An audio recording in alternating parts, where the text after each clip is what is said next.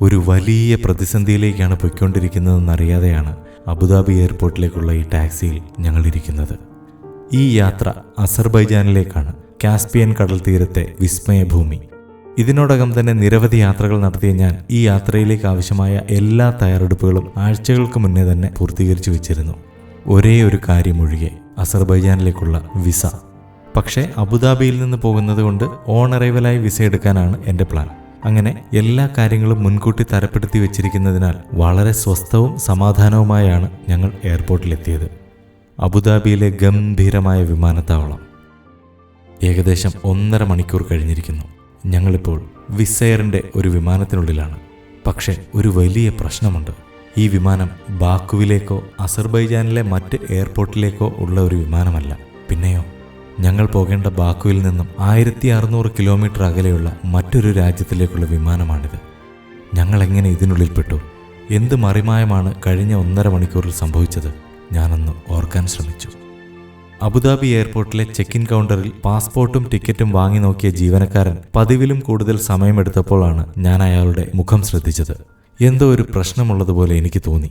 അദ്ദേഹം മറ്റാരെയൊക്കെയോ വിളിച്ച് സംസാരിക്കുന്നു. അല്പനിമിഷങ്ങൾക്കകം ബോർഡിംഗ് പാസ് വാങ്ങിക്കാൻ കാത്തുനിന്ന എൻ്റെ കൈകളിലേക്ക് പാസ്പോർട്ടും മറ്റ് രേഖകളും തിരികെ തന്ന് അദ്ദേഹം സ്വരം താഴ്ത്തി ഇങ്ങനെ പറഞ്ഞു: നിങ്ങൾക്ക് ഇന്ന് അസർബൈജാനിലേക്ക് പോകാൻ സാധ്യമല്ല. കാരണം കുട്ടികളുടെ പാസ്പോർട്ടിന്റെ കാലാവധി 60 ദിവസമേ ഉള്ളൂ. അസർബൈജാനിലേക്ക് പോകണമെങ്കിൽ 90 ദിവസം കാലാവധി വേണം.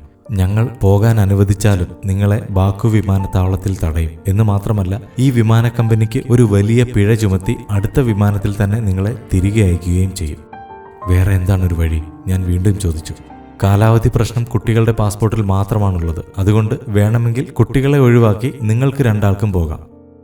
എൻ്റെ പുത്രൻ കയ്യിലെ പിടുത്തം ഒന്നുകൂടി മുറുക്കി ദയനീയമായി എൻ്റെ മുഖത്തേക്ക് നോക്കി.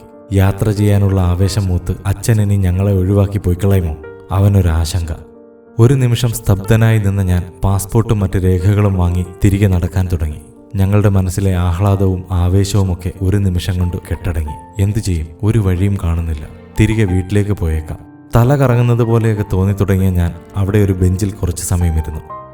നിലാവിൽ യമുനയുടെ കരയിൽ നക്ഷത്രമെണ്ണിക്കിടന്ന മോഹൻലാലിന് പണ്ടുണ്ടായതുപോലെ ഒരു വെളിപാട് പെട്ടെന്ന് എനിക്കുണ്ടായി. ഞാൻ തിരികെ വേഗം കൗണ്ടറിലേക്കെത്തി.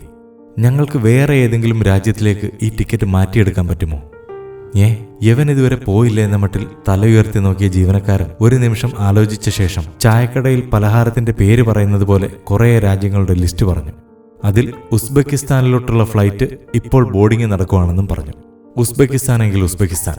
വേഗം ആ സ്ഥാനിലേക്കുള്ള ടിക്കറ്റ് മാറ്റിത്തരാൻ ആവശ്യപ്പെട്ട ഞാൻ അതിന്റെ പണം മറ്റൊരു കൗണ്ടറിൽ വേഗം പോയി അടച്ചു. ബോർഡിംഗ് പാസുമായി ഞങ്ങൾ ഗേറ്റിലേക്ക് ഓടി.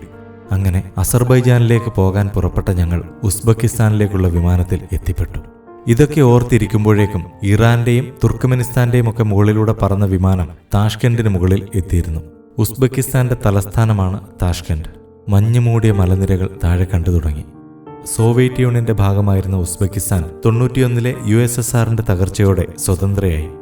സോവിയറ്റ് യൂണിയൻ അഥവാ USSRന്റെ തകർച്ചയിലൂടെ സ്വതന്ത്രമായ രാജ്യങ്ങൾ Azerbaijan, Armenia, Belarus, Estonia, Georgia, Kazakhstan, Kyrgyzstan, Latvia, Lithuania, Moldova, Russia, Tajikistan, Turkmenistan, Ukraine, പിന്നെ ഉസ്ബെക്കിസ്ഥാനും. വിമാനം താഷ്കെന്റ് ഇന്റർനാഷണൽ എയർപോർട്ടിൽ താണിറങ്ങി. അത്ര വലിപ്പവും പ്രൗഢിയുമൊന്നും അവകാശപ്പെടാനില്ലാത്ത ഒരു സാധാരണ വിമാനത്താവളം. എമിഗ്രേഷൻ നടപടികളൊക്കെ സെക്കൻഡുകൾ കൊണ്ട് കഴിഞ്ഞു. ഞങ്ങൾ പുറത്തേക്കിറങ്ങി. ഇത്രയും നാളത്തെ എൻ്റെ യാത്രകളിൽ വിമാനമിറങ്ങി ഏറ്റവും കുറച്ച് സമയം കൊണ്ട് പുറത്തിറങ്ങാൻ കഴിഞ്ഞ രാജ്യം ഉസ്ബെക്കിസ്ഥാനാണെന്ന് പറയാം. ഒരു ആവേശത്തിൽ ചാടി പുറപ്പെട്ടെങ്കിലും ഇപ്പോൾ എൻ്റെ മനസ്സിൽ പലവിധ ചിന്തകളും ആദികളും ഉടലെടുത്തു തുടങ്ങി. എങ്ങോട്ട് പോകും?